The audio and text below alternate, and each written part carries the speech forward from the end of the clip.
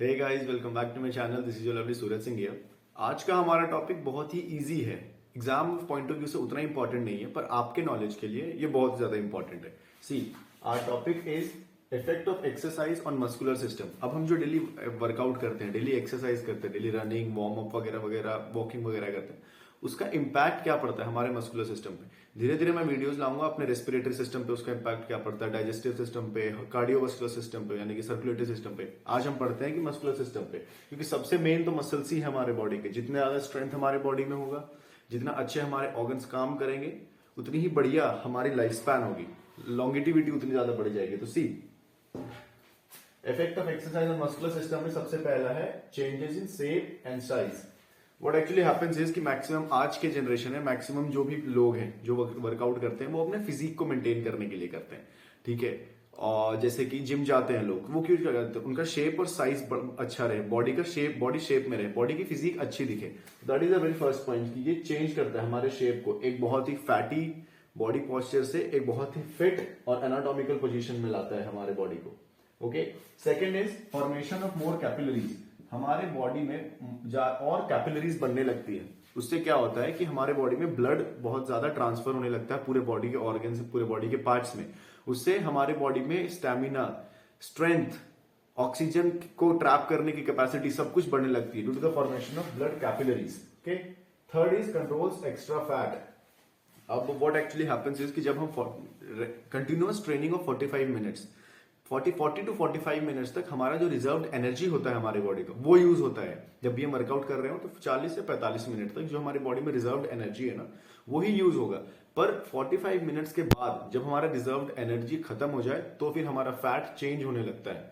किसमें? एनर्जी में। और उसके बाद ये एनर्जी सिस्टम वगैरह का बात है, तो वो चेंज होकर के उसके बाद हमारा फैट रिड्यूस होने लगता है बॉडी से। ठीक है, तो अगर आपको लगता है कि आप आधे घंटे की वॉकिंग करके आ जाओगे उससे आपका फैट कम होगा, नहीं, वैसा कुछ नहीं होगा। उससे वो क्या होगा कि आपने जो आपका जो रिजर्व एनर्जी है, जो आपके खाने, आपके न्यूट्रिएंट्स प्रोवाइड कर रहे हैं, वो वही यूज हुआ, फैट तो यूज हुआ ही नहीं। Okay, so if you want to lose fat, 45 minute से ज्यादा का वर्कआउट करें, कंटिन्यूअस ट्रेनिंग करें, रुके ना बीच में। तो what it controls extra fat. जब भी रेगुलर अगर आप डेली एक्सरसाइज कर रहे हो तो आपका फैट बढ़ने नहीं देगा। ठीक है, जो भी आप खाना खाओगे, फैट करोगे, फैट इंटेक करोगे, फैट का इंटेक करोगे अपने डाइट में, वो क्या होगा, वो एनर्जी में कन्वर्ट हो जाएगा तुरंत ही और यूज हो जाएगा आपके बॉडी के थ्रू। चलो, next point is efficiency in the movement of muscles. अब देखो, जब आप फिजिकल एक्सरसाइजेस करोगे तो उससे आपकी बॉडी में क्या क्या आएंगे? फ्लेक्सिबिलिटी बढ़ेगी, आपकी बॉडी फ्लेक्सिबिलिटी होती है, वो इंक्रीज होगी, जो कि आपके इनएक्टिविटी, हाइपोकाइनेटिक डिजीजेस की वजह से वो रह गई होगी, जो नहीं बढ़ रही होगी, रुक गई होगी, या ऐसा लगता होगा हाथ उठाने में भी यार नहीं उठ रहा है, ऐसा नहीं होगा। फिर फिजिकल एक्टिविटी करने से क्या होगा? एक्सरसाइजेस करने से वो हाथ की जो मूवमेंट्स है, जो मोबिलिटी है, जो फ्लेक्सिबिलिटी है, वो बढ़ेगी, रेंज ऑफ मोशन बढ़ेगा आपके मोशन के, आपके मसल्स के, आपके जॉइंट के। Okay, next point is delays fatigue. Fatigue का मतलब होता है थकान। जब भी आप कोई काम करने जाओ, थक जाते हो, दैट्स फटीग। तो वो कहते हैं डिले करता है। क्यों? क्योंकि जो ऑक्सीजन का ट्रांसपोर्ट है मस्कुलर एक्सरसाइज करने से हमारी बॉडी में मसल्स की ग्रोथ होती है। मसल्स की ग्रोथ की वजह से ऑक्सीजन की ट्रैपिंग की जो कैपेसिटी होती है वो बढ़ जाती है, ब्लड का सर्कुलेशन बढ़ जाता है, लैक्टिक एसिड एक्यूमुलेशन डिले हो जाता है। हम थकते इसीलिए हैं क्योंकि हमारे बॉडी में ऑक्सीजन की जगह लैक्टिक एसिड से काम होने लगता है, तो हम थक जाते हैं। ठीक है, तो ऑक्सीजन की ट्रैप की कैपेसिटी बढ़ेगी, तो फिर लैक्टिक एसिड आने लेट होगा, उसको आने में बहुत लेट हो जाएगा। उसी वजह से हमारा फटीग जो है वो डिले हो जाता है, हम लेट से थकते हैं। Next point is increase food storage.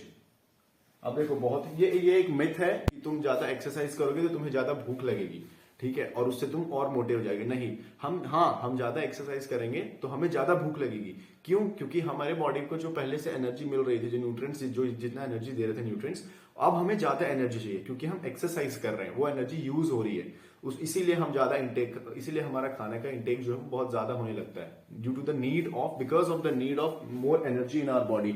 ऐसा नहीं कि ज्यादा खाएंगे तो ज्यादा मोटे हो जाएंगे, ऐसा कुछ नहीं होता है।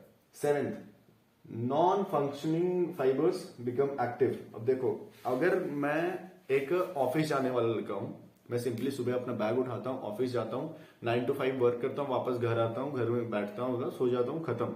मेरे बॉडी के बहुत सारे ऐसे मसल्स होंगे, ऐसे पार्ट्स होंगे, ऐसे फाइबर्स होंगे जो इनएक्टिव हो चुके होंगे। ओके, जैसे मैं आपको एग्जांपल बताता हूँ, अगर मैं सिर्फ ऑफिस में बैग लेके जाता हूँ, लैपटॉप में काम करता आता हूँ, तो मेरे शोल्डर बहुत ही रेयर यूज होंगे, मेरे बाइसेप्स बहुत ही रेयर यूज होंगे, बहुत कम, मेरे मेरे हैमस्ट्रिंग्स बहुत कम यूज होंगे, मेरे काफ मसल्स बहुत कम यूज होंगे, जिसकी वजह से वो जो है ना वीक हो जाएंगे, स्ट्रेंथनिंग उनमें बिल्कुल खत्म हो जाएगी। उस और फिर तो जब आप एक्सरसाइज करोगे तो आपके हर एक मसल्स पे इंपैक्ट पड़ेगा, डिपेंड करता है आप वर्कआउट कैसा चूज करते हो, एक्सरसाइज कैसा चूज करते हो। तो वो मसल जो टारगेट होंगे वो स्ट्रेंथनिंग होने लगेंगी उन मसल्स की, उन मसल्स में पावर आने लगेगा, स्ट्रेंथ आने लगेगा। उससे क्या होगा कि जो इनएक्टिव फाइबर्स थे, जो पहले एक्टिव नहीं थे, अब एक्टिव हो जाएंगे। ठीक, next is body posture remains correct. आप एक नॉर्मल इंसान को देखना जिसने कभी फिजिकल एक्टिविटी नहीं की होगी, आप एक एथलीट को देखना, एथलीट का जो बॉडी पोस्चर है वो सही होता है, जो एनाटॉमिकल पोजीशन होता है ना बॉडी का, जो एनाटॉमिकल पोस्चर होता है, उसी पोस्चर में उस एथलीट की बॉडी होती है। कुछ एथलीट्स होते हैं जिनको इंजरी की वजह से उनके पोस्चर्स खराब हो जाते हैं, बाकी सबके एक्सेप्शंस होते हैं, तो बाकी सब जगह। तो इसीलिए आप जब कंपैरिजन करोगे तो आपको पोस्चर का डिफरेंस दिखेगा कि एक करेक्ट पोस्चर क्या होता है और एक पोस्चर जिसमें हम रहते हैं। जैसे अगर मैं घर में फोन चला रहा हूँ तो मैं गर्दन ऐसे रख रहा हूँ, ये मेरे पोस्चर को खराब कर देगा, राउंड शोल्डर हो जाएगी, काइफोसिस हो जाएगी। अब अगर मुझे फैट बहुत ज्यादा हो जाता है तो लॉर्डोसिस हो जाएगी। इस सब को खत्म कौन करता है? एक्सरसाइज, रेगुलर एक्सरसाइज, सिर्फ एक्सरसाइज नहीं, regular exercise is very mandatory in our life. ठीक है, अपने मसल्स को बहुत ज्यादा स्ट्रांग रखने के लिए रेगुलर एक्सरसाइज मैटर करता है। Improves reaction time.